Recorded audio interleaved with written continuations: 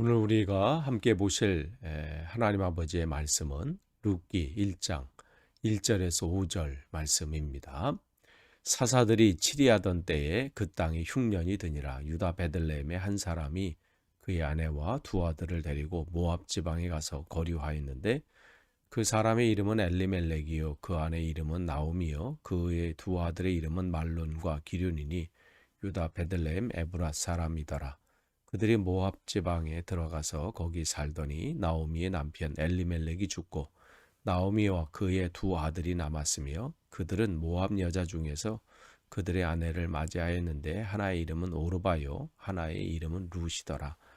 그들이 거기서 거주한 지 10년쯤에 말론과 기륜 두 사람이 다 죽고 그 여인은 두 아들과 남편의 뒤에 남았더라. 아멘. 우리가 이제 사도행전을 끝내고 어제부터 우리가 룻기서를 지금 살펴보고 있습니다. 하나님께서 룻기서를 통해서 오늘을 사는 우리들에게 하시고자 하는 그 말씀을 전하는 저나 여러분이나 우리가 동일하게 붙잡고 귀로 듣는 것으로 끝나는 것이 아니라 우리의 삶의 걸음 속에서 생활 속에서 주님의 마음을 가지고 그렇게 살기를 소망하는 마음으로 함께 말씀을 전합니다. 어제 우리가 룻기서 1장 1절 2절 말씀을 나눴어요. 그래서 이제 룻기 시작이 이제 사사가 치리하던 때는 어떠한 때냐면 영적으로 조금은 어려웠던 그런 시대였죠. 사사가 등장했을 때는 그나마 좀 나았어요. 삼손에까지 12명의 사사들이 등장했을 때, 그러나 그 시대도 마찬가지예요. 시작은 처음은 굉장했는데 가면 갈수록 이 사사들조차도 영적으로 이게 타락해지고 약해지는 모습을 보게 됩니다.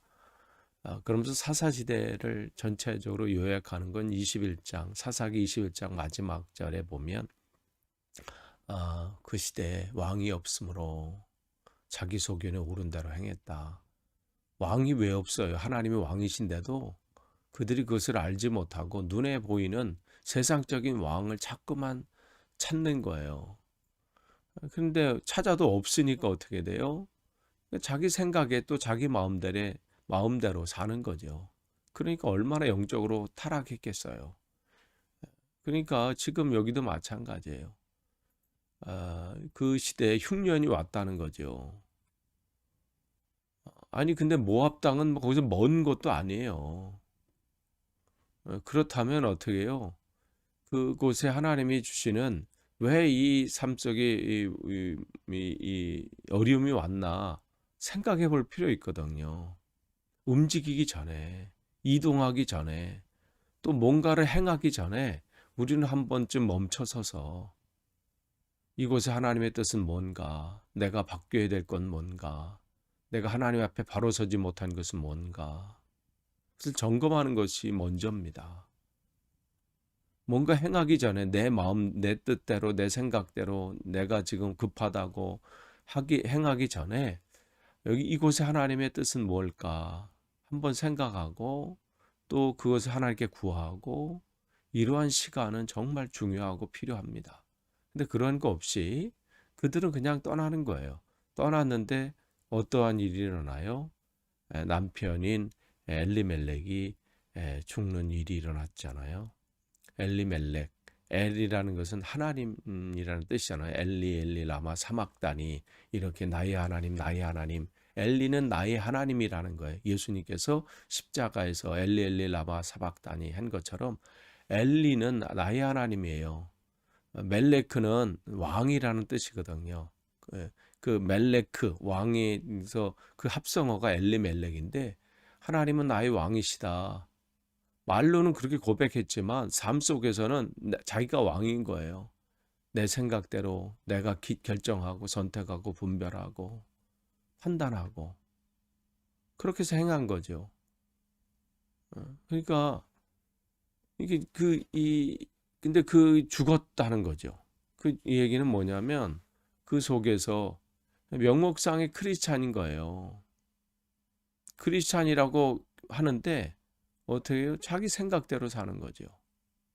근데 이것도 어떻게 해요? 사라져 버렸어요. 그러니까 명목상의 크리스찬이라도 형식적으로 남아있는 그 신앙마저도 지금 이제는 사라져 버렸다. 그런 의미가 되는 거죠. 그래도 주일 되면은 교회 가야지. 처음에는 주일 안 가는 게 이 죄책감도 생기고 뭐 걸림돌도 있고 했는데 이제는 그것도 이제 무덤덤해진 거예요. 교회 안 가는 것도 이렇게 돼버린 거죠. 이제 죄를 지어도 예전에는 뭔가 잘못된 걸 하고 하나님이 원치 않는 일을 하면 그것 때문에 걸림돌이고 죄책감 때문에 힘들어하고 이러면 안 되지 하다가 한 번, 두 번 죄를 짓고 하다 보면 이제 죄 짓는 것도 무덤덤해지는 그런 상황이 된 거죠. 지금 나오미에게 엘리멜렉이 남편이 이제 죽었습니다. 그러니까 그동안 의지했던. 그런데 이제 2, 3절에 보면 이제 엘리멜렉은 죽고 누구 남은 거야? 이제 두 아들이 남았다. 지금 나오미는 고향을 잃어버렸어요. 고향이라고 하는 것은 그의 과거의 꿈이 담아져 있고 과거의 삶이 담겨져 있는 곳이잖아요. 근데 그곳을 지금 잃어버렸는데 그래도 남편이 있고 아들이 있기 때문에 타지에서의 삶을 살 수 있잖아요. 근데 지금 어떻게 해요?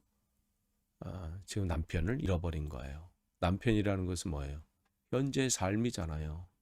자기가 지금 의지하고 있는 과거도 잃어버렸어요. 지금 현재도 잃어버렸어요. 그래도 괜찮아요. 왜냐하면 두 아들이 있기 때문에 그래요.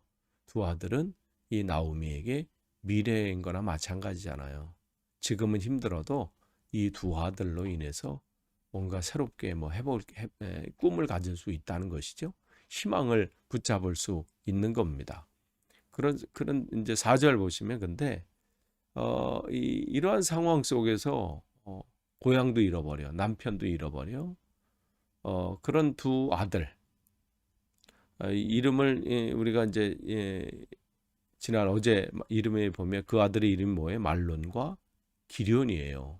말론이라고 하는 것은 뭐냐면 병약하다 이런 뜻이에요. 병든 병약하다. 그 다음에 기럧는 쇠약하다, 연약하다 이런 뜻이거든요. 그러니까 그 아들들이 그렇게 이름을 지을 정도로 정말 육신적으로는 참 연약했던 것 같아요. 그럼에도 불구하고 연약해도 건강하지 못해도 그래도 자기에게 두 아들이 있기 때문에 거기에 희망을 둘 수 있는 것이죠. 그런데 그 두 아들이 어떻게 해요? 모압 여자 중에서 그들의 아내를 맞이하였다 이렇게 기록하고 있어요. 히브리 언어에서 이 자식이 이제 결혼을 했다 이렇게 할 때는 두 가지 단어를 쓰는데 여기서 쓰는 단어는 어떤 단어를 썼냐면 이방인들과 결혼했다 이런 의미의 단어를 쓰는 거예요. 그러니까 이 당시에요. 유대인들이 이 사람들이 이제 여기에 두 아들이 결혼한 것에 대해서 못마땅하게 여겼다 이런 뉘앙스가 이 안에 담겨져 있는 거예요. 그러니까 이 저자가 여기서 이렇게 기록할 때는 모압 여자들 이방인 여덟과 결혼한 것에 대해서 못마땅했다. 그 당시 사람들이 그렇게 생각했다는 것이죠. 그러한 표현을 할 때 보통 이러한 단어를 썼다고 합니다. 그러니까 그런 것을 지금 암시하는 거예요. 그런데 그러니까 그 얘기 뭐냐면 지금 뭔가 이 아들에게 희망을 두고 있는데 뭔가 잘못된 것 같다 이런 이제 뉘앙스가 있는 것이죠. 근데 이제 하나의 이름은 오르바고 하나의 이름은 룻이에요. 그래서 말론의 아내는 룻이죠. 이제 첫째 며느리는 룻이고, 둘째 기럧의 이제 며느리는 오르바 이렇게 돼 있는데, 그렇게 이제 하고 이제 10년쯤 지났어요. 10년쯤 이제 그들이 모압에서 한 10년쯤 지났는데 또 무슨 일이 일어나요? 말론과 기럧 두 사람. 즉 이 나오미가 의지하고 기대했던 두 아들마저 죽게 됩니다. 잃어버린 거죠. 그러면서 오늘 5절은 이렇게 끝을 맺어요. 그 여인은 그 두 아들과 남편의 뒤에 남았더라. 이게 뭐냐면 이 뒤에 이제 남아 있다. 즉 미망이라는 뜻이에요. 즉 미망이라는 뜻은 뭐예요? 미처 따라가지 못한 여자 이런 뜻이잖아요. 그러니까 지금 홀로 남은 상황이 돼버린 거예요. 그러니까 지금 이 나오미에게 고향을 지금 잃어버렸어요. 지금 그러니까 과거를 잃어버린 거죠. 남편을 잃어버렸어요. 현재 의지하고 있던 그 남편 그 잃어버린 거죠. 또한 두 아들 미래까지 지금 잃어버렸습니다. 그러니까 지금 이 나오미에게는 남은 것이 없어.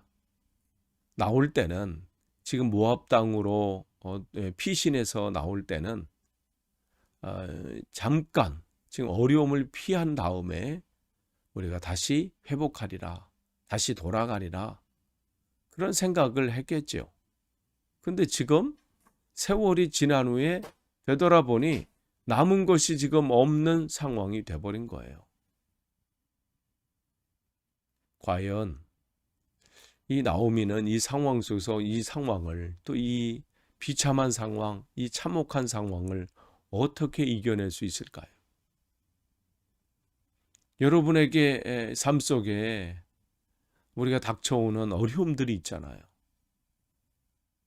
뭔가 새로운 계획을 가지고 또 새로운 뭔가를 이뤄보겠다고 움직이고 또 행하고 뭐 했는데 그 앞에서 더 어려움이 닥치고 생각지 않은 이러한 문제 앞에 우리가 서 있을 때 우리는 어떻게 해야 될까요? 오늘 성경은 바로 그것을 우리에게 보여주시는 거예요. 그런데 그 성경은 오늘 이 룻기서를 통해서 우리에게 말씀하시는 것은 그 상황, 지금 이 과거를 이 과거에 대해서 이제 완전히 과거는 끝났어요. 현재는 막막합니다. 미래는 어떻게 해요? 캄캄한 상황이에요. 여러분이 그러한 상황 속에 겪을 때, 의지할 게 하나도 없는 상황이 올 때, 여러분은 어떻게 하시겠습니까? 오늘 성경은 그러한 때에 사람의 네 힘으로 될 수 없다. 네가 하는 것이 아니다. 나 하나님이 너를 통해서 내가 한다. 이 말씀을 또 룻기서를 통해서 말씀해 주시는 거예요. 사람이 의지할 수 있는 것이 무엇이냐? 네가 그 상황 속에 했을 때 이제 과거는 내 과거에 그 화려했던 것, 과거에 뭐 내가 왕년에 뭘 했어? 이 과거는 이미 얘기해야 아무런 소용이 없는 상황이 온 거예요. 현재 아무런 뭐 붙잡을 만한 또 현재 뭔가 내가 해볼 만한 아무것도 지금 남아있는 게 없어요. 그렇다고 미래 지금 조금만 고생하면 지금 뭐 내가 지금 이 상황만 잘 이겨내면 미래는 뭔가 해볼 수 있어. 그런 것도 꿈꿀 수 없는 상황이 돼버릴 때 그것을 이겨낼 수 있는 방법은 뭐냐 말이에요. 결국 그것은 하나님의 은혜예요. 하나님께서 뭔가 내 삶 속에 개입해 주시지 않는 한 할 수 없다는 것을 말씀해 주시는 거죠. 그러면 지금 모든 것을 잃어버리는 이 한 여인, 이 나오미, 이 여인에게 과연 하나님의 은혜가 임할 수 있을까요? 이 여인에게도 그러한 가능성이 있을까요? 이 여인이 과연 그 은혜를 누릴 수 있을까요? 우리가 그 말씀을 우리가 계속해서 또 내일 나누고 계속해서 우리가 이 룻기서가 4장인데 말씀을 나누면서 그냥 예전에 이러한 일들이 있었다가 아니라 오늘 저와 여러분이 정말 그 하나님의 은혜를 누리기를 간절히 축원합니다. 기도하겠습니다. 하나님 감사합니다. 오늘도 말씀을 주셨습니다. 말씀 가운데 하나님의 은혜가 우리 가운데 온전히 임하기를 원합니다.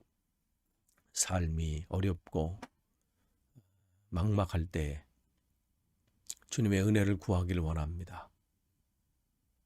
혹 나오미와 같은 그러한 형편 가운데 우리가 혹 있다 할지라도 그 가운데 하나님 주시는 은혜를 사모할 수 있는 또한 그러한 은혜를 우리에게 허락해 주옵소서. 예수님의 이름으로 기도하옵나이다. 아멘.